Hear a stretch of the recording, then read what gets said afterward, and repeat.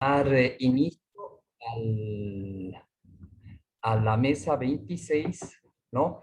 Que tiene como gran temática, ¿no? Eh, sí, como gran temática, ¿no es cierto?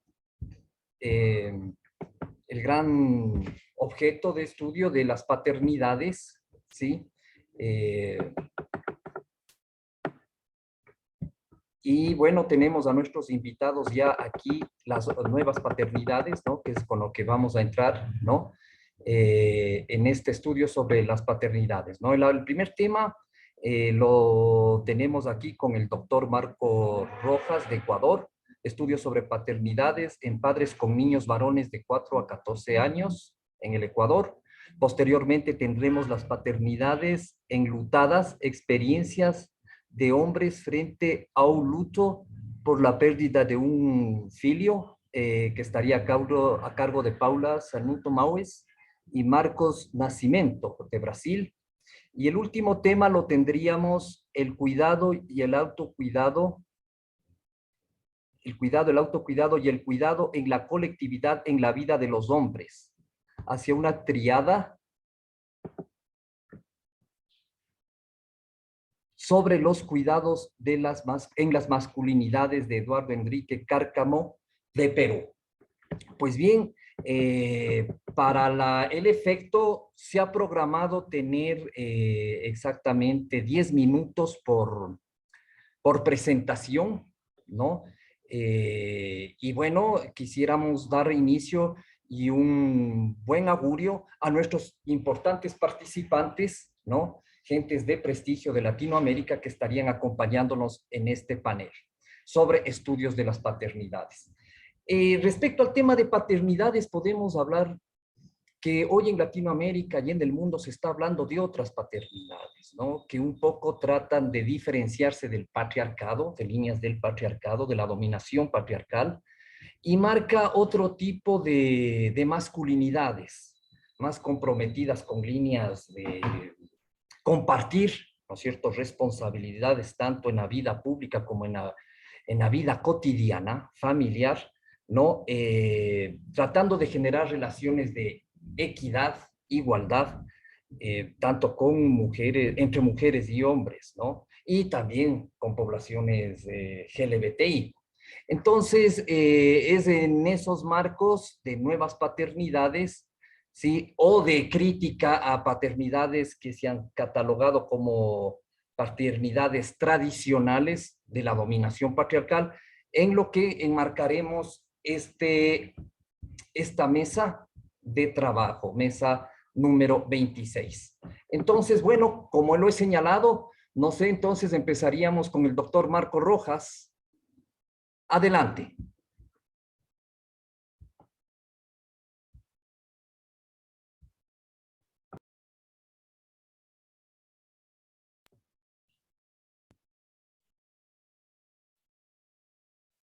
Muchas gracias, muy buenas tardes. Solamente confirmar que me escuchan y pueden ver mi pantalla.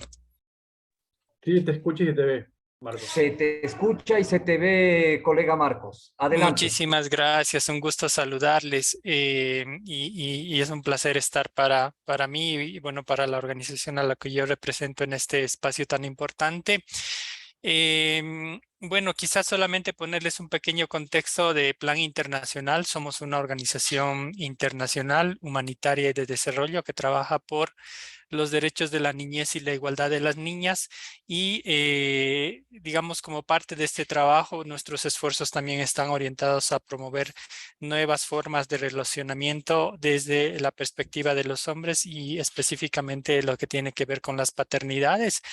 Y en ese sentido hemos hecho este estudio que en realidad son dos, ¿no? Pero ahora yo les voy a compartir una parte que es el estudio de paternidades y la situación de los niños varones de 4 a 14 años. Nos vamos a enfocar ahora en el estudio de las paternidades. Espero que el tiempo me pueda alcanzar.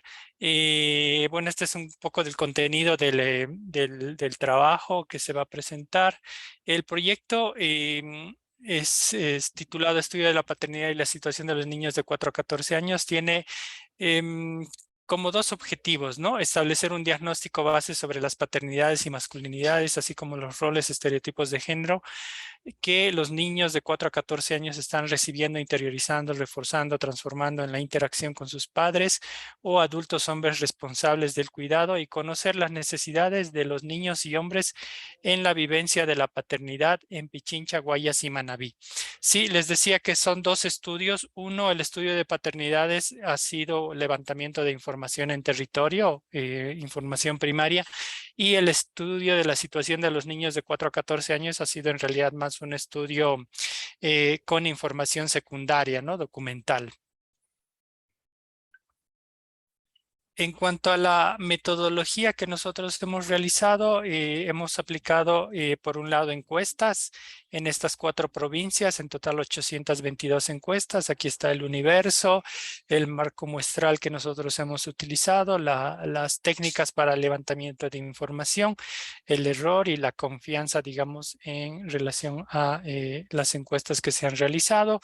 También hemos levantado grupos focales, ¿no? Hemos levantado en total 12 grupos focales, 3 en cada territorio, con niños y niñas de 10 a 14 años, padres de niños de 4 a 14 años y también las madres de niñas de 4 a 14 años. Y lo que se ha buscado es cómo realizar un diálogo reflexivo entre cada participante y su propio dibujo. Se ha trabajado con la técnica de dibujo, diálogo grupal y reflexión y elaboración de significados, y un diálogo reflexivo con el equipo de investigación. También hemos realizado entrevistas tanto con personal, con niños y con personal de salud. 20 entrevistas a niños de 10 a 14 años. Por cada provincia se ha levantado un número, y 4 entrevistas a personal de salud en esos territorios, para también un poco conocer la perspectiva de lo que está pasando con las paternidades en este territorio o en estos territorios, ¿no? La metodología del estado de la situación la hemos trabajado en base a un modelo lógico con 4 temas grandes, digamos. Uno que tiene que ver con la salud y la sexualidad, la otra que tiene que ver con vida y relaciones familiares, la tercera que tiene que ver con educación, y la cuarta con violencias y agresiones. También, como parte del estudio, hemos levantado entrevistas con informantes claves, entrevistas con actores, mujeres, hombres, representantes de ONGs, expertos en, digamos, en temas de género y masculinidades, para poder también triangular la información. Sí, el operativo de campo lo hemos realizado en el mes de mayo. Mayo, junio, más o menos, el levantamiento total de la información. Ahí están un poco los datos de los territorios en los que se ha levantado, que ya lo han visto también en el cuadrito. Este es un mapa de calor que muestra, por ejemplo, el número de encuestas que se ha levantado en cada uno de estos territorios. Las entrevistas que también se han ido realizando, y quizás en cuanto a los principales hallazgos, tenemos que, por ejemplo, en la población encuestada de padres con los hijos varones de 4 a 14 años, 65% corresponde al área urbana, 34.5% al área rural. En el sector de Quito, por ejemplo, tenemos un 50.80% del sector norte, un 49.20% del sur de Quito, y también ahí tenemos los otros datos del resto de las provincias.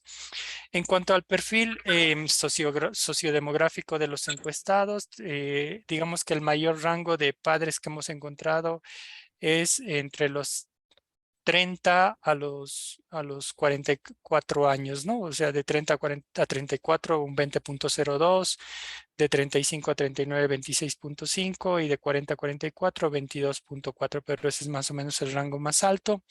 En cuanto al nivel de instrucción, tenemos que un 44% tienen un bachillerato o secundaria, un 33.17 primaria o básica, un 12.30 universidad, y otros como ser estudios de posgrado, artesanos, un 10.49. En cuanto a las principales ocupaciones de estos padres, la mayor cantidad o el mayor porcentaje es otros, después le sigue empleado formal con 25.81, trabajador independiente 22.4, dueño de negocio 16.5, y en cuanto al ingreso de salarios, la mayor cantidad de los padres tiene como un ingreso entre 425 y 1000, es decir, el salario básico y un poquito más hacia adelante, ¿no? En cuanto a los rangos de edad de los hijos varones, digamos que están bastante similares, ¿no? En los grupos que nosotros habíamos definido, pero el de 7 a 11 años, digamos que termina siendo el grupo mayoritario, ¿no? Y los rangos de edad predominante de los hijos varones de 4 a 14 años por provincia, igual ahí los tenemos, ¿no? En Cotopaxi, por ejemplo, perdón, en Pichincha de 7 a 11 años, que es el mayor. Y en cuanto a la autoidentificación étnica de los hijos varones, tenemos como la mayoría montubio, que luego le sigue indígena y después, perdón, mestizo, la mayoría con el 66.42. Luego le sigue indígena y montubio. Y en cuanto a las cuestiones de educación, ya digamos en los resultados, se ha podido ver, por ejemplo, que los padres encuestados conocen si es que, por ejemplo, su hijo o hija practica algún deporte. Las encuestas nos dicen que el 52.21 de los padres sabe que su hijo practica algún deporte, ¿no? Y qué deporte practica. Y donde más se encuentra, digamos, este conocimiento por parte de los padres ha sido en Cotopaxi con el 81.57. En cuanto a las principales actividades que los padres encuestados comparten con sus hijos, tenemos jugar, tareas escolares, ver televisión, escuchar radio. Por otro lado, los padres en una unión libre destacan, por ejemplo, compartir diversas actividades con sus hijos, como ver televisión, navegar por internet, etcétera, ¿no? Y los padres casados, en cambio, o en unión, perdón, los padres casados sí destacan por ser quienes más comparten actividades como tareas del hogar, tareas escolares, y esto un poco se entiende también por el tiempo que pasan unos y otros padres con sus niñas y niños, ¿sí? Y particularmente con sus hijos varones en este caso. El tiempo que comparten diariamente los padres con sus hijos es más o menos de 1 a 2 horas diarias. Y aquí nos dice que el 48.61% de los padres comparte de 1 a 2 horas diarias con sus hijos. Según el Estado civil, los padres en unión libre y casados son quienes más comparten este lapso de tiempo con sus hijos. En cuanto al acompañamiento y cuidado de los padres con sus hijos, el tiempo que comparten, eh, por ejemplo, de 3 horas o más, en la provincia de Manabí tenemos, digamos, el porcentaje más alto, ¿no? Que es 29.5%. De 1 a 2 horas, en el caso de Pichincha, tenemos el dato mayor, que es 54.8%, y menos de 1 hora en el caso, por ejemplo, de Cotopaxi, y donde prefiere no decir, igual en el caso de Pichincha, por ejemplo, ¿no? En cuanto a Eh, las características Querido Carlos, principales, nos queda 5 minutos. muchísimas Pero adelante, gracias. adelante. Gracias. En cuanto a las características principales que la sociedad valora de un hombre, digamos que a nivel global se puede destacar el ser honesto, el respetar a los demás, el ser responsable, ser trabajador, ser emocionalmente saludable, ¿no? Entonces aquí ya vamos viendo cómo los patrones culturales se mantienen todavía arraigados en el caso de las características que se valoran, ¿no? Con relación a un hombre desde la perspectiva de los propios padres. Y aquí tenemos un desagregado, digamos, a nivel de provincia, que en realidad también se asemeja bastante al global, ¿no? En cuanto a relaciones y masculinidad, para la mayoría de los padres encuestados por provincia, las siguientes opiniones caracterizan ser fuerte y valiente, ¿no? Por ejemplo, en el caso de Guayas nos dicen ser fuerte es poder, defenderse, ser perseverante.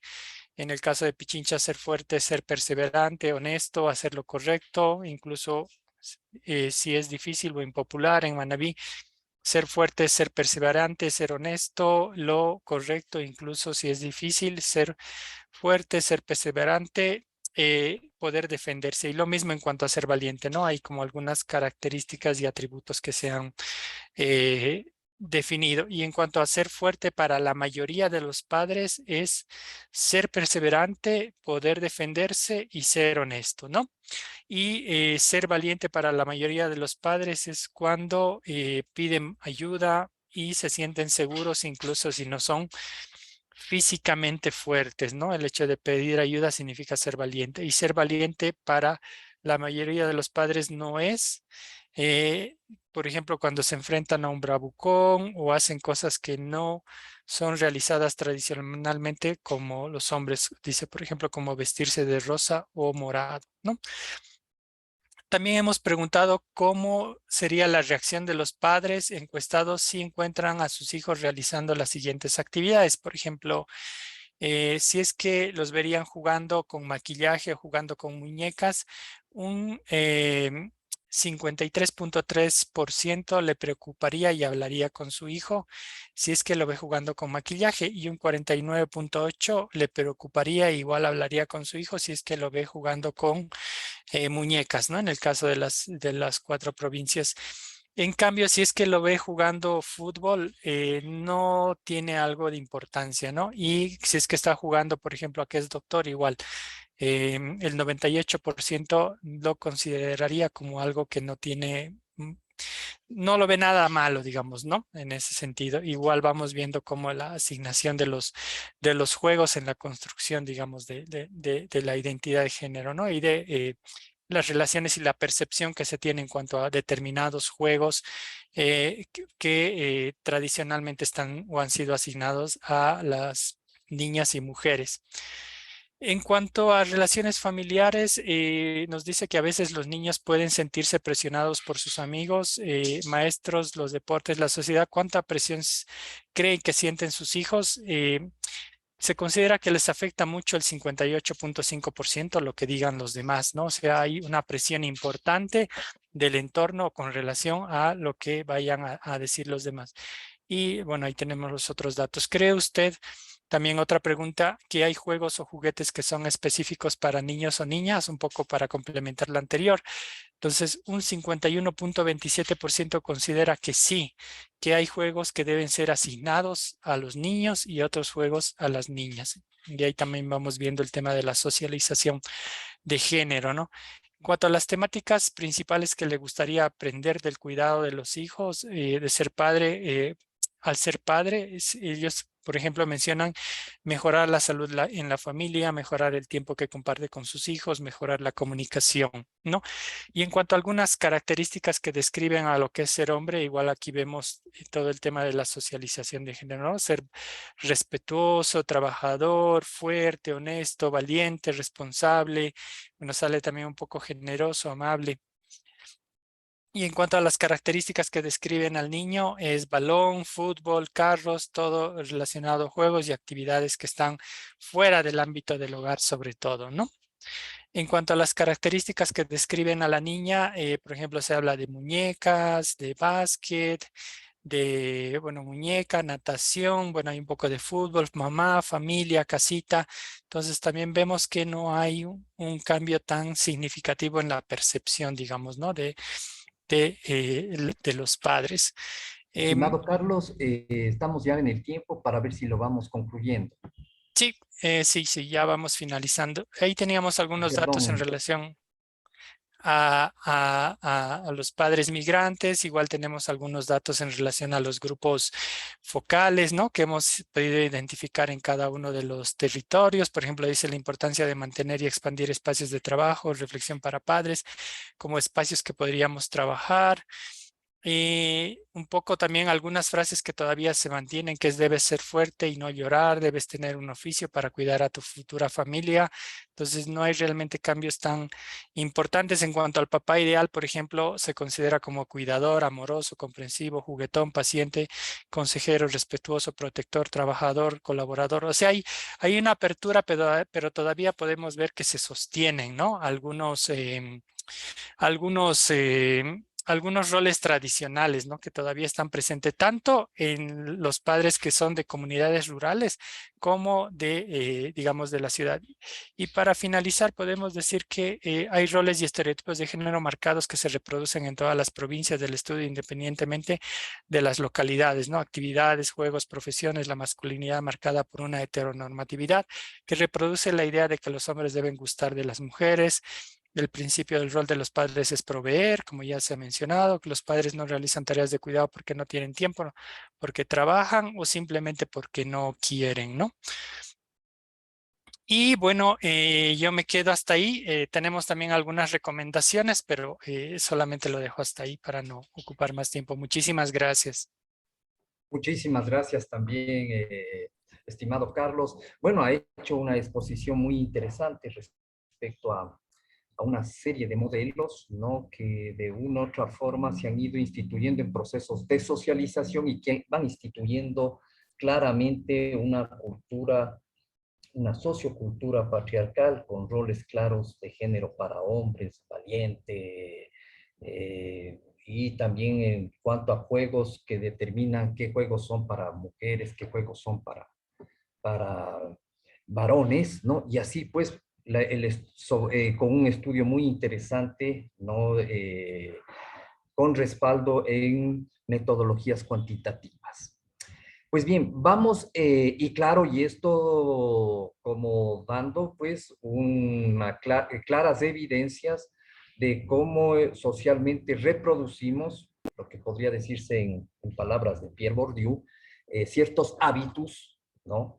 Que nos forman, nos estructuran y dentro de los cuales nos vamos también estructurando.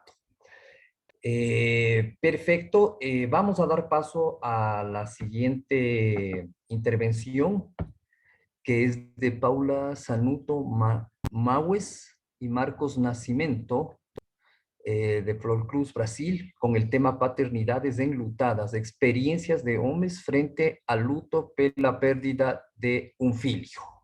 Adelante, igualmente tenemos 10 minutos. Boa noite, peço licença que eu vou apresentar em português mesmo, tá, gente? Só vou pegar a apresentação aqui.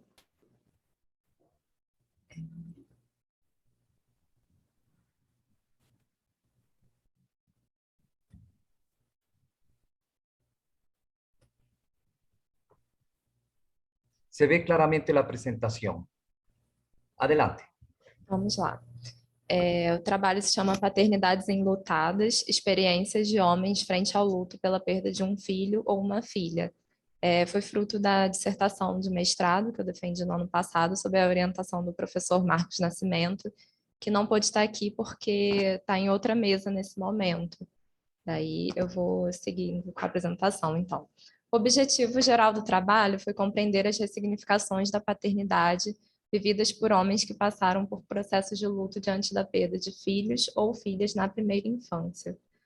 Como objetivos específicos, a gente teve analisar os sentidos da paternidade para esses homens, compreender quais foram seus processos de luto e analisar de que forma acontecia a inserção deles em redes de acolhimento, de apoio, formais e informais. A metodologia de pesquisa foi uma pesquisa qualitativa, que envolveu homens cisgêneros maiores de 18 anos, participantes de espaços de diálogo sobre o luto ou a paternidade. O método de coleta de dados envolveu entrevistas semi-estruturadas em ambientes digitais, e a análise de dados foi a partir do método de interpretação de sentidos de Gomes. Então, vou falar um pouco mais adiante dos núcleos de sentido que emergiram dessas entrevistas, desses dados, né, de pesquisa. Mas só para falar um pouco dos participantes do estudo, foram 8 homens que aceitaram participar com muita vontade de contribuir para o estudo. Um deles escapou ao recorte porque perdeu o filho na adolescência, então na entrevista dele foi comentada à parte, como mais um. A média de idade deles foi de 41 anos e todos viveram situações de perda referentes a processos de adoecimento, sendo que apenas um viveu essa perda mais abruptamente, enquanto os outros já tinham notícias prévias do quadro de adoecimento do filho. Eu vou passar um pouco brevemente sobre as primeiras representações e focar mais nas relativas às ressignificações.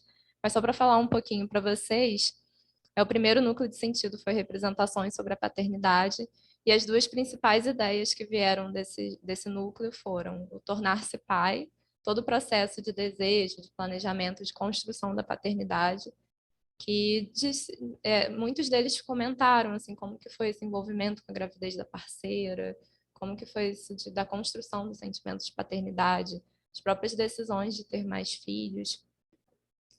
E a outra ideia que foi muito comentada foi a referente aos cuidados com os filhos, que aí já centrou muito mais nessa coisa da partilha dos cuidados entre o pai e a mãe, todas as dissimetrias de gênero, né, em jogo, as preocupações dos pais, né, entre a organização nesse cuidado do provimento familiar e a presença paterna deles, né, com os filhos.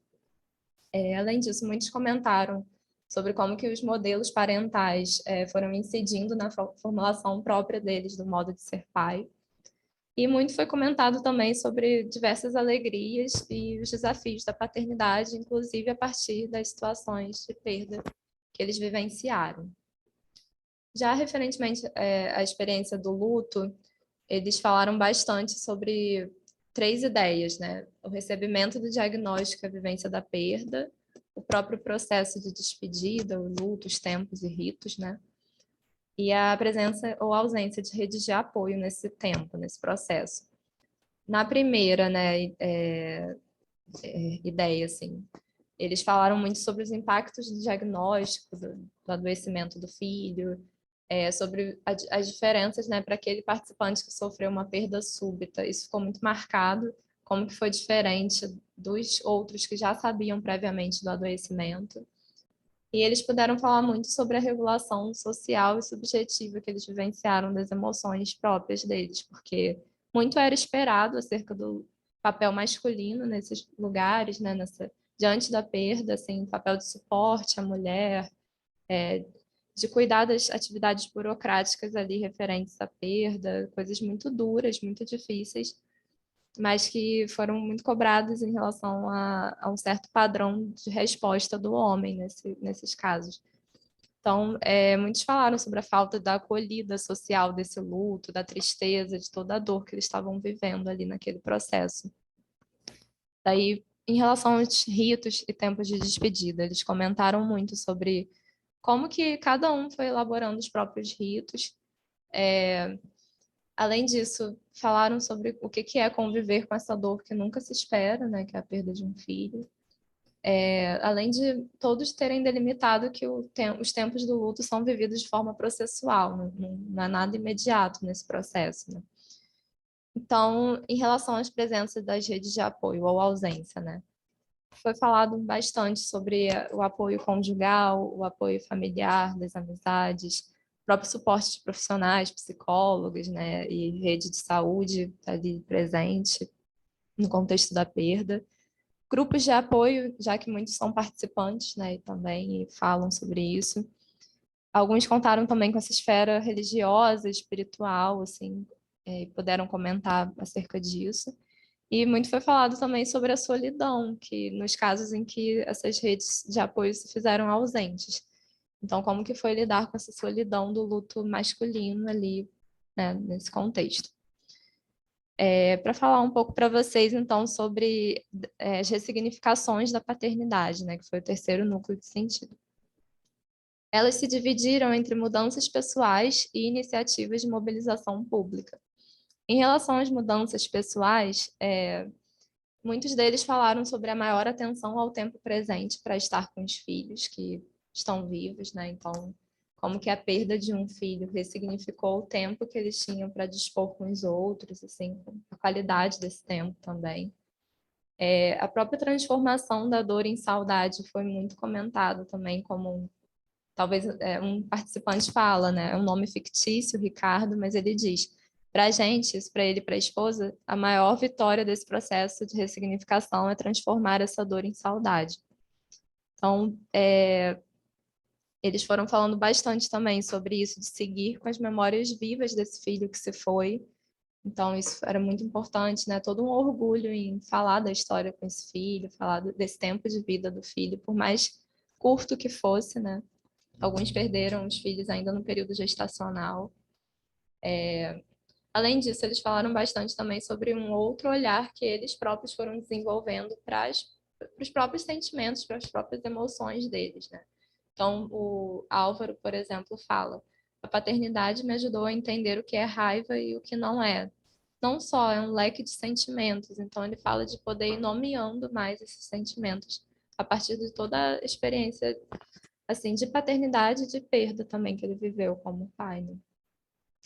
Em relação à mobilização pública, muito foi falado sobre os tensionamentos, né, entre expressar essas emoções de dor, né, de tristeza, e o parco, né, o diminuto, assim, reconhecimento social do luto paterno, que não tem muita acolhida no social mesmo.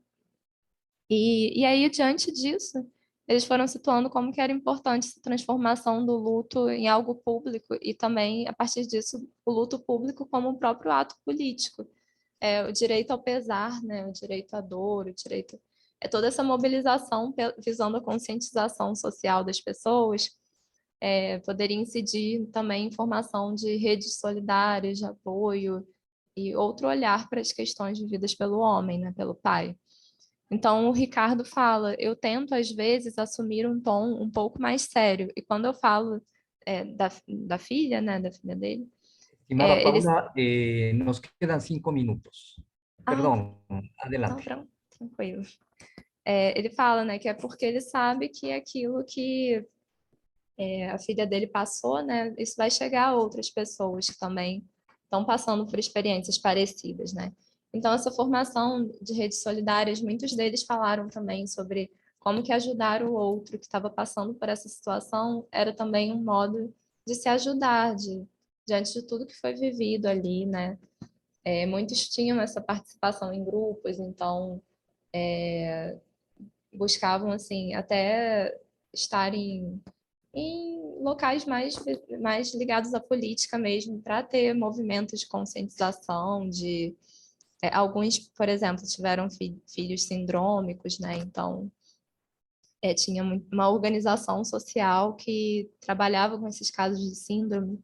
Então, era todo um lugar para poder formar redes solidárias e dar uma visibilidade maior, tanto as questões da síndrome, como as questões do luto vivido, que são vividos, né, esses lutos por essas famílias.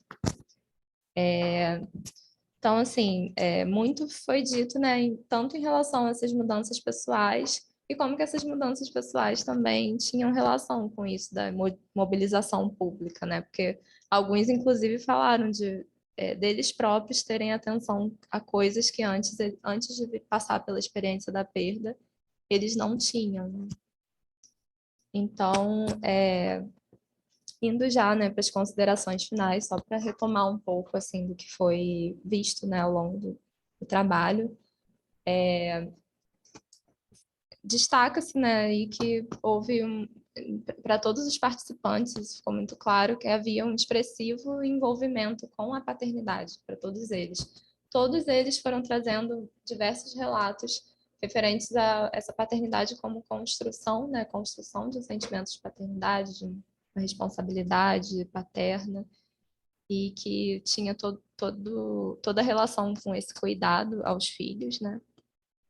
São pais muito engajados ali na relação com os filhos, também atentos à esposa, né, ou mãe, né, nos casos que eles não estavam juntos, mas tinha esse perfil, né, de serem homens que tinham acesso até a conhecimentos que muitos às vezes não têm, né, e que estavam muito atentos, assim, a essas nuances, né, das próprias desigualdades e dissimetrias de gênero. Também destacaram bastante, né, o luto como um fenômeno que é processual e ao mesmo tempo que é perene, né? Tem algo no luto que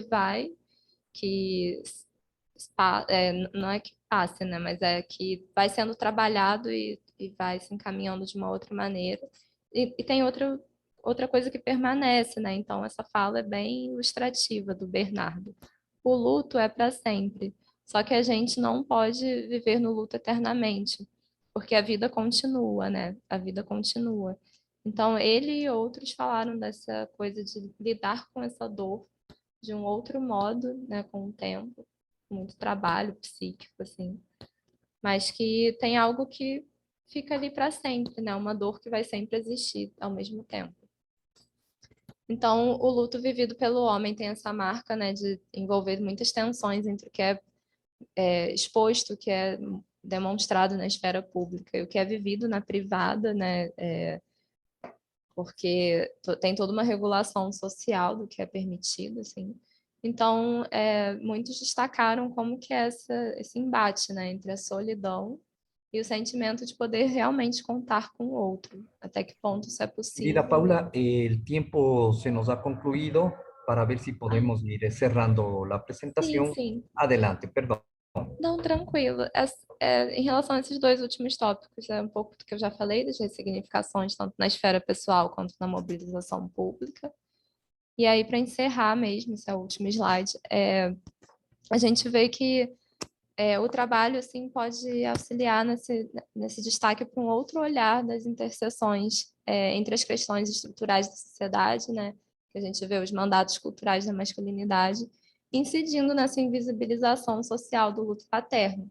Como que isso também atravessa o cuidado na assistência à saúde a esses homens pais, uma vez que muitos deles destacaram que tem repercussões quando eles não se sentem contando com apoio nesse processo de luto, não se sentem acolhidos.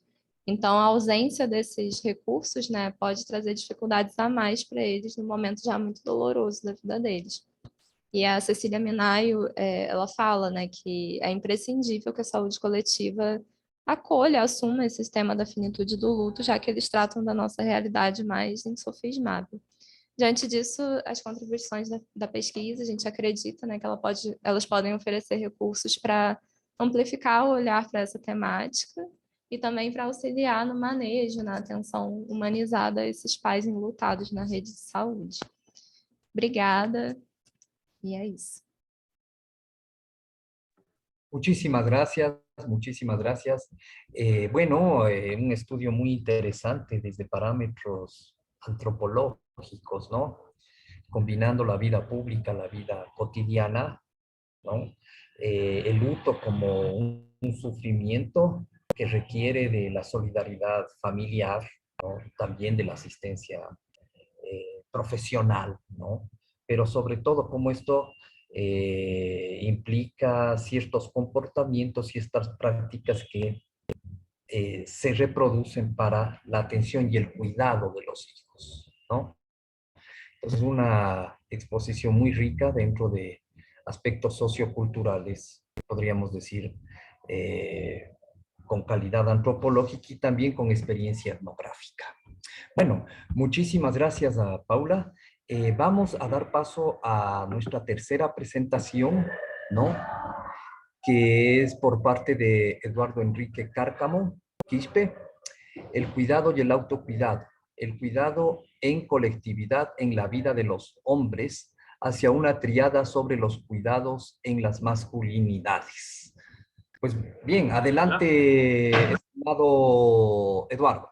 Sí, ¿qué tal, Luis? ¿Se me escucha ahí bien? Quería confirmar Muy eso. bien, perfecto, se le escucha bastante bien. Perfecto, gracias. Voy a empezar la exposición. Primero, bueno, así como ya lo mencionó Luis, mi nombre es Eduardo Cárcamo, lo más importante de mí ahorita creo que es que soy papá. Y bueno, actualmente también terminando ya una maestría en antropología social y justamente esta primera reflexión que está como futuro, como proyecto de tesis también, presentarles un poco las reflexiones en torno a esta idea sobre el cuidado, el autocuidado y el cuidado en colectividad hacia una triada sobre los cuidados en las masculinidades. Primero un poco para comentarles de que esta idea de la triada surge en el proceso de pandemia como una reflexión de lo que plantea Kaufman acerca de la triada de la violencia masculina. Entonces, Kaufman plantea que esta idea de la triada masculina es, digamos, una manera bastante integral de comprender el fenómeno de la violencia que los hombres ejercen hacia las mujeres, hacia niños y niñas, hacia los hombres, hacia otros hombres y hacia ellos mismos, ¿no? Esta idea de cómo pensar ahora, justamente esta sería desde una mirada de los cuidados, una mirada, una narrativa, una metodología diferente de abordaje para poder no dejar de pensar en la violencia, sino más bien colocar en el centro de la vida, en el centro de las masculinidades, el cuidado. Surgen algunas preguntas, ¿qué debemos desconstruir en las paternidades? Podemos más bien tener una mirada justamente desde el cuidado y desde la ética del cuidado. Un padre que cuida, se cuida y cuida a los otros y a las otras personas. Podemos hablar de un cuidado en colectividad en la vida de los hombres. Antes de entrar a la presentación, quiero hacer unas aclaraciones, me parecen pertinentes. Mencionar de que esta exposición no pretende que nos olvidemos del abordaje de la violencia o de los ejercicios de poder o de control y dominación que los hombres hemos ejercido sobre las mujeres, también sobre otros hombres, sino más bien pretende darle una mirada complementaria al trabajo y el abordaje sobre justamente sobre las paternidades, pero de una manera muchísimo más amplia, y por eso menciono el término de cuidado. Se sustenta, como ya mencioné, desde mucho antes ya las compañeras feministas han colocado la importancia, entre otros temas, de colocar el cuidado en el centro y reconocer el valor que tiene para la vida de todas, todos y todes. Hay toda una conceptualización de reconocer, redistribuir, reducir el trabajo de cuidados que recae en las mujeres, pero por otro lado también pensar en cómo el cuidado de la vida y el autocuidado y el cuidado en colectividad son dimensiones que no aparecen, están ausentes en la vida de los hombres, y más bien en diferentes instancias y formas se refuerza la presencia de las mujeres en el cuidado y la idea del padre proveedor. La propuesta es justamente, como ya mencioné, y que no omite el trabajo con hombres desde un aspecto reeducativo para trabajar de la violencia, sino complementa ese trabajo, es pensar, colocar en el centro de la vida de los hombres, en las masculinidades, el cuidar la vida, el autocuidado y el cuidado en colectividad. El cuidar la vida. Para empezar, como primer punto, hemos abordado, hemos entendido que hombres cuidando hace referencia exclusivamente a las paternidades, y en realidad deberíamos un poco darle el giro al valor que existe de la presencia de los hombres en el cuidado de personas adultas mayores o en el cuidado también de otras personas dentro de la familia. Por otro lado, sí, es importante reflexionar, en los últimos años hemos venido luchando por una ampliación de la licencia de paternidad. Habría que pensar si es que esa licencia va a caer en todos los padres en Latinoamérica o en Centroamérica. Solo para que se hagan una idea, en mi país, en Perú, solamente el 21% de los hombres que pueden trabajar, que están en edad de trabajar, tienen un trabajo formal. Entonces estamos hablando, y que podrían ser padres, ¿no? Estamos hablando que una ley como licencia de paternidad es en realidad un privilegio de clase, solamente afectaría a un grupo minoritario de hombres, ¿no? Por otro lado, entender la presencia de los hombres en el cuidado también implica poder ver cómo los programas de cuidado infantil están empezando a colocar o empiezan a colocar desde una mirada de género y también de las masculinidades, con metodologías específicas para la intervención con hombres, ¿no? Entender, como ya dije, el cuidado de la vida de los hombres implica entender no solamente la paternidad, sino la presencia de los hombres en todo el curso de vida de las personas con las que están, y sobre todo el aprendizaje intergeneracional que pueden realizar otros varones con sus hijos o con otros varones acerca de su propia experiencia de la paternidad. Yo me preguntaba y me pregunto en voz alta, por eso decía que esta presentación tiene más preguntas que respuestas, creo yo. ¿Qué pasa justamente con esos niños que son criados en la ternura, ¿no? ¿Qué posibilidad tienen ellos de reproducir o compartir esa ternura con otros compañeros, ¿no? ¿De qué medida podemos hablar de paternidades, pero no hablamos de la ternura entre nosotros como varones, ¿no? Entonces ahí nos estamos enfocando quizás solamente en un momento de la vida de los hombres, que es puntualmente las paternidades, pero no hablamos, como ya dije, o de la ternura de las paternidades, pero no hablamos también de la ternura entre nosotros. El cambio en la narrativa, en el discurso, creo que sería importante empezar a comprendernos no solamente como proveedores económicos, sino también como proveedores de cuidados y de ternura.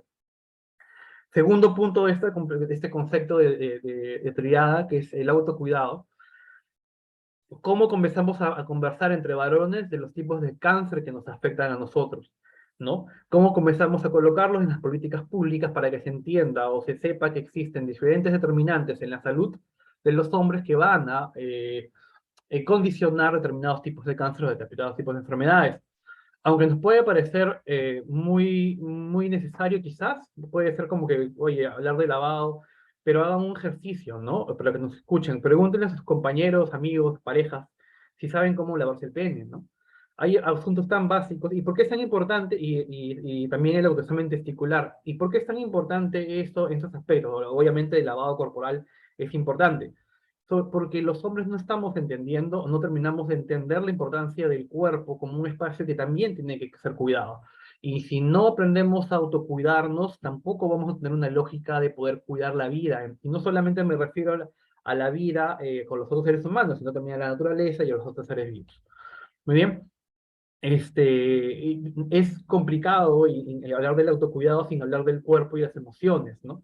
Cómo nosotros los hombres experimentamos y cómo podemos empezar a conversar acerca de esto que nos está pasando, de las emociones, de transitar por esa posibilidad de expresarlas, no solamente frente a un grupo a una compañera mujer, sino también en un grupo de hombres, que no quiere decir necesariamente un grupo de hombres en sesiones reeducativas. Las mujeres en un paradero, esperando el carro, o se conocen en la calle, pueden hablar incluso sin conocerse de sus emociones con una facilidad que nosotros los varones tenemos que aprender también. ¿Cómo entendemos al cuerpo de los hombres? No solamente como un cuerpo que tiene que cumplir en la vida sexual, sino también puede expresar goce, autogoce y también transitar por la ternura.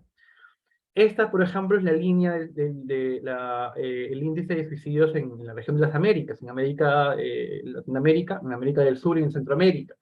La línea ploma, por ejemplo, es la línea de suicidios de los hombres. El rostro de suicidio tiene rostro masculino, ¿no? Entonces, y se incrementa a medida que vamos creciendo, ¿no? Y se eleva muchísimo más a la edad de los 60 años. ¿Y por qué? Básicamente porque los hombres no hemos sabido cultivar emociones, hemos sabido cultivar relaciones sanas con nuestras parejas, con nuestros hijos e hijas, y cuando dejamos de trabajar, y es como que la idea del trabajo está en las subjetividades de los hombres, tiene un valor muy fuerte que va a determinar la hombría. Cuando eso deja de existir, pues no tenemos otros elementos que nos puedan amarrar, por así decirlo, a la vida. Y como ven, la línea en el caso de los hombres es muy elevada. Solamente en mi país, para no entrar en mucho espacio, el COVID o la muerte de COVID tenía los casos de fallecidos, el 71.7% de los fallecidos, de los decesos, son de hombres, ¿no? Y claro, si bien es cierto, esto no omite que las mujeres hubo una mayor recarga en el cuidado en la época de la pandemia por parte de las mujeres y también un incremento de la violencia. También hubo es importante poder darle la mirada también desde el género y las masculinidades, cómo impactó el tema en la vida de los hombres. O sea, muchos de estos varones, en diferentes estudios que he podido analizar y revisar, tenían que seguir trabajando, tenían que continuar Eduardo, trabajando, porque, ¿sí? tenemos ya 5 minutos. Ya, perfecto, no te preocupes, Luis, gracias. Muy amable. No, adelante, adelante. Y cómo poder cruzar esta idea de entender cómo también el mandato de ser proveedor va a afectar directamente con la salud de los hombres, va a afectar directamente cómo ellos entienden la vida también, y va a afectar directamente cómo ellos aprenden a cuidarse y autocuidarse, ¿no? Sin mencionar que muchas de las comorbilidades predominantes en los varones pues son hipertensión arterial, obesidad y diabetes, ¿no? Que ya nos habla también de una idea conceptualización del propio cuerpo y el propio autocuidado, ¿no? Por último, para ir acabando, sobre el cuidado en colectividad. Acá es bien complejo, porque hablar del cuidado en colectividad, hablar desde la ética del cuidado, desde la mirada de las compañeras, uno puede encontrar infinidad de material que revisar y muy poco material, por lo menos de la idea del cuidado en colectividad en diferentes culturas. Cuando uno hace un análisis rápido de las diferentes ideas que se tiene por cuidado en colectividad, pues las diversas pueblos, comunidades en el Perú o en otras partes, hacen referencia pues al cuidado de la casa, al cuidado de los vecinos, al cuidado que no te vayan a robar. Pero cuando hablo de cuidado en colectividad, hablo de esta idea de cómo las mujeres, y que tenemos que ponerle mucho ojo, y creo que es importante aprender de eso también, cómo es que las mujeres se acompañan en los cuidados. A mí una de las cosas que me encanta mucho cuando voy al hospital o la clínica o en cualquier espacio abierto para hacer siempre me coloco los lentes etnográficos y tratar de ver cómo son las prácticas entre las mujeres y los hombres, y me parece increíble la facilidad que tienen las mujeres para conversar con otras mujeres así no se conozcan, y la facilidad que tienen, que también pues, es una facilidad, pero también es un mandato para ellas, de poder compartir experiencias sobre los cuidados, experiencias sobre determinadas médicos, o determinadas comidas, o determinados colegios, o propios sentires, ¿no? Esa idea de cuidado que las mujeres también lo plantean no solamente entre ellas, sino lo llevan a la comunidad. Nosotros los hombres tenemos que empezar a aprender a poder transitar también por esa idea de cómo podemos acompañarnos a nosotros mismos, y justo la pandemia me hacía reflexionar acerca de esto, en qué medida los hombres nos podemos, cuando una mujer, por ejemplo, sabe que sabe que está embarazada, inmediatamente se activa todo un círculo que acompaña a la mujer, puede ser la madre, la tía, la prima, la amiga, la que ya tiene experiencia y todo lo demás, y todo lo que va a recibir la compañera pues son mensajes acerca del cuidado, acerca de todo eso, ¿no? En mi experiencia, por ejemplo, como padre, yo nunca recibí mensajes de otros varones respecto al cuidado, ¿no? Y lo curioso es que cuando tú conversas con otros padres de estos temas, tú encuentras que hay un bagaje de información muy valioso también, importante y necesario, pero no lo estamos conversando, no lo estamos dialogando entre nosotros los varones, porque tampoco no hay espacios para poder hacerlo, ¿no? Como una reflexión final, si pensamos acompañar a los hombres para desarrollar sus habilidades como cuidadores, perdón, no deberíamos hacerlo con un modelo rígido de paternidad, la cual implica una lista de cosas para lograr para ser padre igualitario, ¿no? Coloquemos los cuidados de manera integral en la vida de los hombres, no pensemos únicamente en las paternidades, porque estamos abordando solamente un tema. Pensemos más bien cómo nos volvemos proveedores, sí, pero proveedores de cuidados, de ternura y de afecto, en la esfera privada, y que además abrace la diversidad. La ternura y los afectos son uno de los caminos que los hombres debemos entender sanamente. Muchas gracias.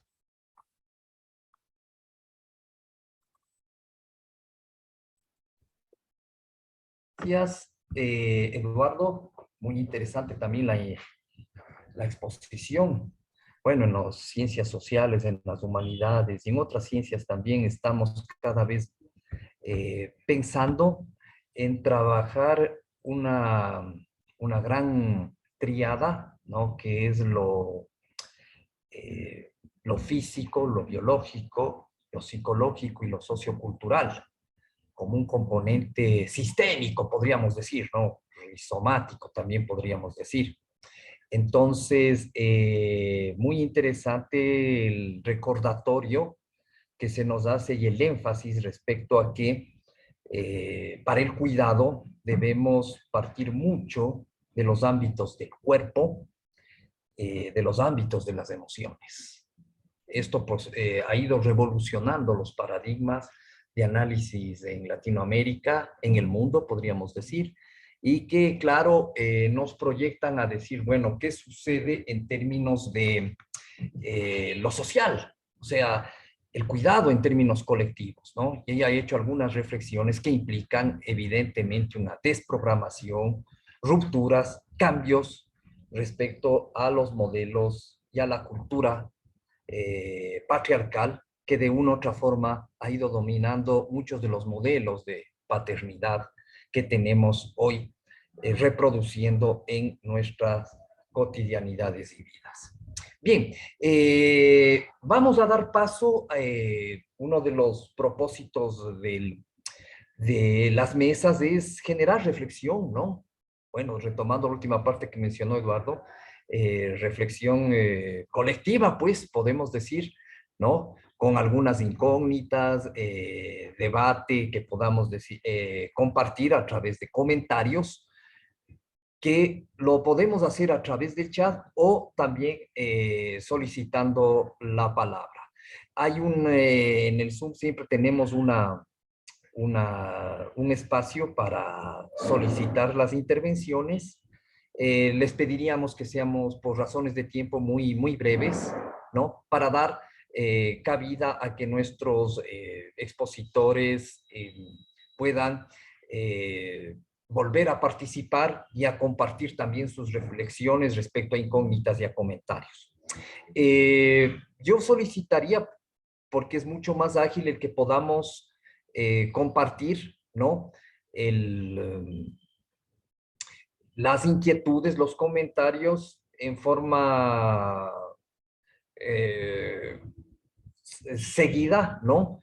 Para luego tener una etapa de intervención de nuestros panelistas de la mesa, ¿no? Entonces, por favor, quienes deseen formular sus comentarios, ¿no? En términos de lo que han escuchado, de la utilidad y proyecciones prácticas también, que para eso debe proyectarse los coloquios y no quedarnos simplemente en un compartir clásico de exposiciones y luego de intervenciones que no nos ayudan a procesos de transformación y modificación de nuestras prácticas. Y más aún en el tema de paternidades, que es un tema de vital importancia y que va creciendo en relevancia social. Bien, desde evidentemente otros enfoques de género que incluyen epistemes feministas que nos han ayudado a deconstruir también las paternidades. Bueno, a deconstruir y a reconstruir. Pues bien, abierto el debate, no sé si por el momento no ha habido nadie que...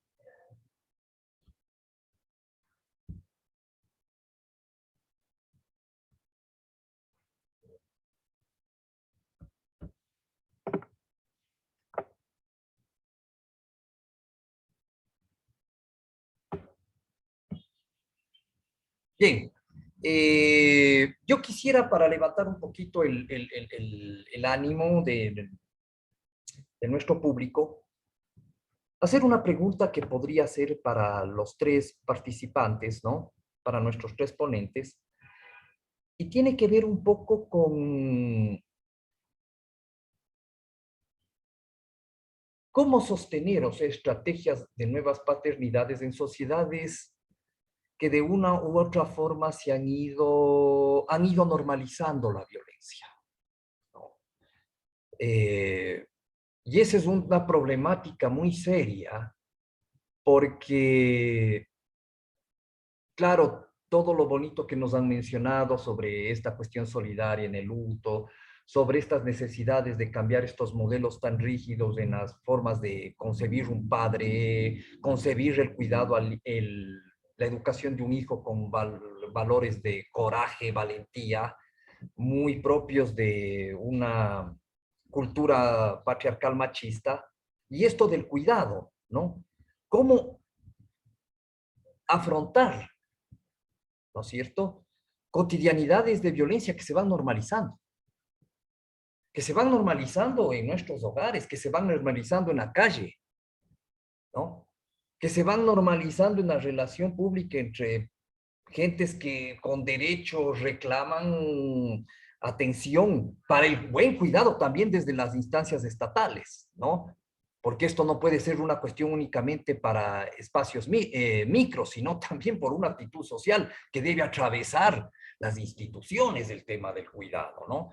Pero, ¿cómo afrontar esto de la violencia? Que, como digo, está normalizándose más aceleradamente que la ternura, que la solidaridad. Y bueno, por ejemplo, en el caso ecuatoriano, creo que estamos atravesando hoy quizás nuestras etapas más serias, momentos de crisis muy emergentes, ¿no?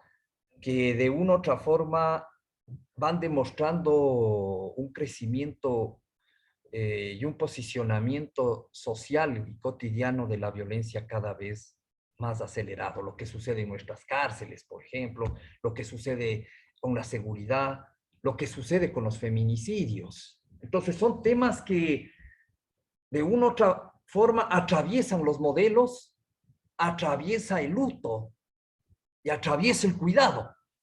O sea, que pueden ir hacia alternativas interesantes respecto a esta normalización patriarcal también de la violencia. Entonces, no sé, creo que me extendí un poquito, pero veamos qué nos pueden decir pues, al respecto.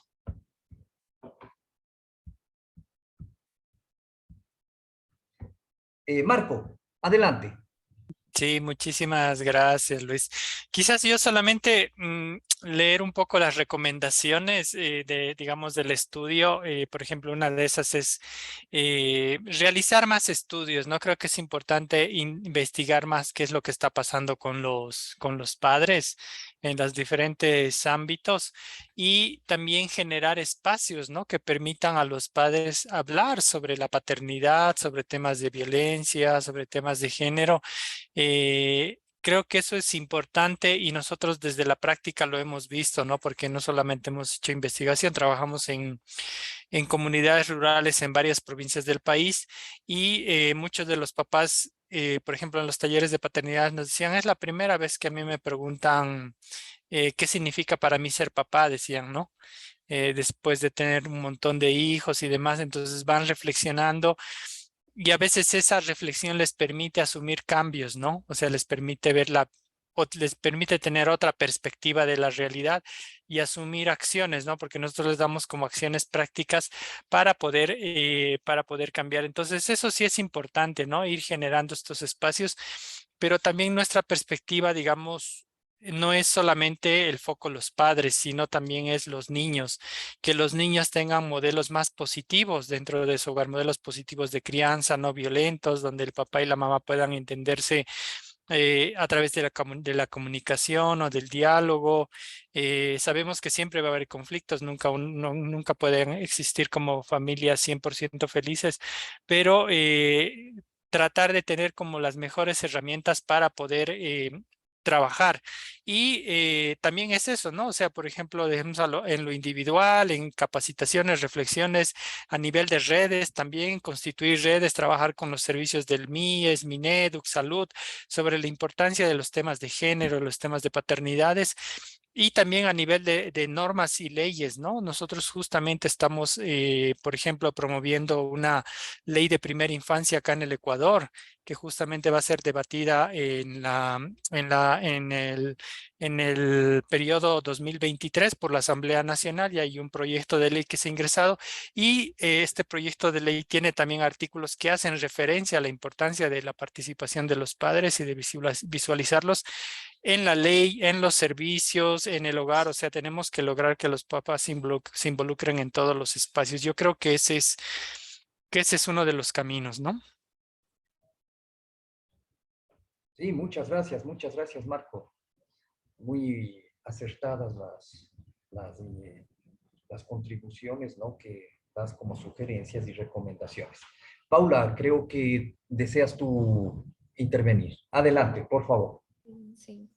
Eu achei muito interessante o que o Marco falou, assim, eu penso que também é por aí, né, a gente pensar em amplas frentes, pensando na política, pensando na escuta desses pais também, desses homens. Eu falei muito sobre a questão social, assim, né, da aceitação social do luto masculino, assim, eu penso que à medida em que as pessoas também vão se deslocando desses padrões assim muito rígidos e muito estabelecidos de que assim não é tão bem aceito, né, que os homens expressem suas emoções e tudo. Acaba que muitas vezes aquilo que poderia ser melhor processado socialmente e até mesmo internamente acaba se resvalando diretamente para o ato assim mais violento, né? Então, eu até penso assim também em como isso incide nos próprios relatos que os pais trouxeram na minha pesquisa. Teve um que se sentiu muito assim maltratado no espaço de saúde em que aconteceu a perda, né, do filho dele. Então ele falou assim muito de que o que era esperado dele era uma coisa assim quase o oposto do que ele estava sentindo, e ele se sentiu muito pressionado nesse contexto. E como que vinha uma raiva muito grande nesse momento, e claro que ele conseguiu dar conta dessa raiva sem precisar extravasar para algo mais violento.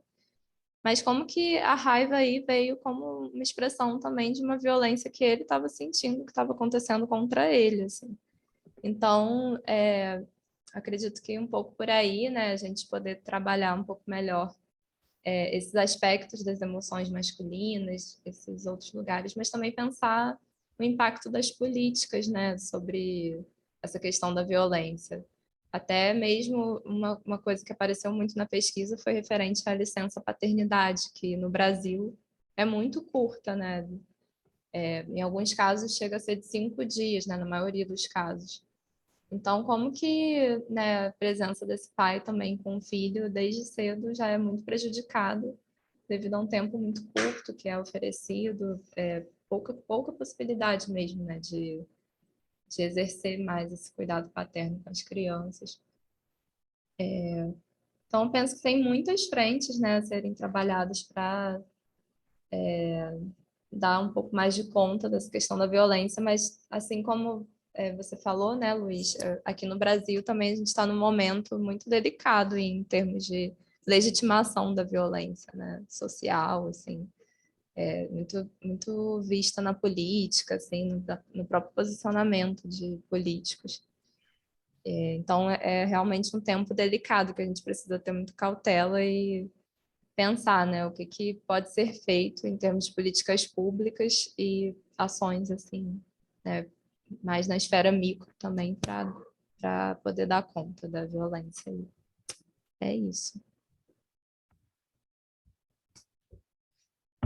Muy bien, listo, Paula. No sé, Eduardo, si querías comentar Sí, alguna cuestión. Adelante. sí, rápido, no es para, digamos, para no ocupar mucho tiempo. De repente yo le estaba pensando desde un plano histórico. Yo creo que primero pienso que la violencia que los hombres ejercemos, hemos ejercido contra las mujeres, ha existido y ahora se ve más por todo el avance que las compañías han logrado, ¿no? Antes de repente estaba mucho más normal, pero cada cierto tiempo las formas de violentar a las mujeres van mutando, ¿no? Hace 10 años atrás no teníamos esta idea de intercambio de fotografías o chats grupales de hombres que se comparten fotografías de mujeres desnudas. Y en realidad es una constante, que la violencia y bueno, en realidad el patriarcado y el machismo va mutando, se adapta siempre a los avances, ¿no? De ahí una primera reflexión, creo que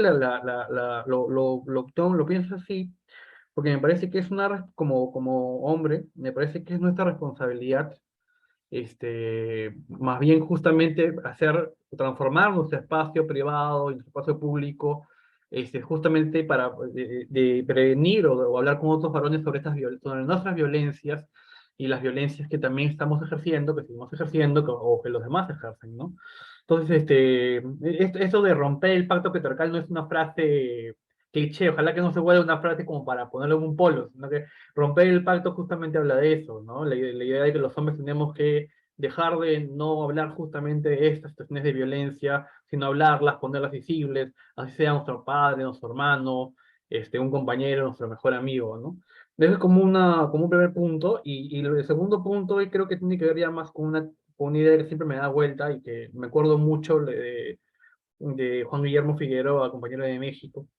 Creo que me parece importante empezar a ver cómo la narrativa, los discursos, las palabras, van tomando otro tipo de elemento en la vida de los hombres, ¿no? O sea, yo siempre les digo esto para que se hagan un ejemplo, ¿no? O sea, no sé, sabemos que, por ejemplo, en el caso de Paula, no sabemos cómo denominar a los padres en general, a padres o madres que pierden un hijo o una hija, ¿no? Pero no hay ninguna palabra tampoco en el diccionario que hable de la experiencia de los hombres, por ejemplo, durante el embarazo de sus compañeras. Ninguna palabra. El embarazo ocurre en el cuerpo de las mujeres, pero no ocurre en nuestros cuerpos. Entonces, yo creo que el poder transformar el lenguaje, el poder colocar otros términos en el lenguaje o resignificar el lenguaje, también es importante para comprender esa idea que decía Marcos, por ejemplo, cuando él decía qué significado tiene para los hombres ser valientes, pues qué significado para los padres ser, ¿no? Ese tipo de narrativas, ese tipo de vuelco del discurso, ese que también tenemos que ir modificando, porque ahí también está la base de lo simbólico y lo cotidiano en la vida de los hombres. Eso nomás, Luis. No, muchas gracias, Eduardo. Mire, qué bonito lo que acaban de decir nuestros tres participantes, que ojalá pueda motivar otras intervenciones aquí de nuestro público. Miren, nos acaban de abrir rutas interesantes. La escucha y cómo se construye la palabra. O sea, qué bonito empezar a pensar, ¿es necesario escuchar a los victimarios y violentos para poder cambiar? sea, yo creo que la antropología, las ciencias sociales, la política misma como tal, los ejercicios transdisciplinarios en todos estos diálogos de saberes, debemos aprender también a escuchar qué está moviendo esa cultura, esas estructuras de la violencia, del ejercicio patriarcal a través de modelos violentos, desde cómo se edifica el cuerpo. En medios tenemos la edificación de cuerpos como el Rambo, o sea, rápidos y furiosos, o sea, unas corporalidades que van legitimando cuerpos violentos, ¿no? Cuerpos y acciones violentas. Y eso se va normalizando, pero ¿hasta qué punto es necesario también escuchar para poder cambiar esas narrativas? Y después, claro, como Marco mencionaba, todas esas perspectivas técnicas que desde Plan también se comparten como experiencias de intervenciones que combinan las necesidades reales con la preparación y la intervención técnica, ¿no? Que de hecho también se requiere. Pero creo que evidentemente tenemos muchos desafíos por delante. Creo que ha sido un aprendizaje maravilloso, la escucha, la narratividad y la intervención, que es lo que un poco nos han compartido nuestros tres invitados, muy en síntesis y una síntesis un poco superficial de mi parte, pero bueno, les agradezco muchísimo, Paula, Eduardo, Marco, por sus intervenciones. Creo que al no haber más comentarios, salvo que ustedes tengan alguna cosa que añadir, daríamos por concluido el trabajo de la mesa 26. Muchísimas gracias por el espacio. Gracias a ti, Marco. Gracias a ti, Marco. Gracias igual por el espacio, Paula, Marco, un gusto conocerlos, conocerlas. Y nada, sigamos uniendo tramos, conectémonos por lo menos en redes sociales si se puede para ir conociendo nuestros trabajos y darnos la mano en estos temas conceptuales, metodológicos sobre las paternidades y nada, creo que sería lo mejor de ir tejiendo redes en estos temas que nos gustan, nos apasionan y fuera de que nos hayamos especializado, hagamos un montón de estudios, nos mueve y nos apasiona, ¿no? Que es lo más importante. Nos Gracias vayamos también a ti. colectivizando, ¿no? Nos vayamos colectivizando, correcto. Exatamente. Eu queria parabenizar também, gostei muito das falas do Eduardo, do Marco e do Luiz também. Interessantíssimo, e é isso, né? Vamos tentar estreitar esses laços, redes, porque são temas muito importantes. E agradeço muito esse espaço, gente. Obrigada. Muchas gracias. Bueno, yo les comparto un enorme abrazo, mi calidad de moderador, ¿no? Para empezar a autocuidarlos también desde las redes y desde lo virtual sin perder los cuerpos cariñosos. Un abrazo enorme y un beso para todos ustedes. Muchísimas gracias y damos por cerrada la mesa de hoy, la mesa 26. Gracias, Luis. Un fuerte abrazo. Cuídate un montón. Igualmente, Eduardo.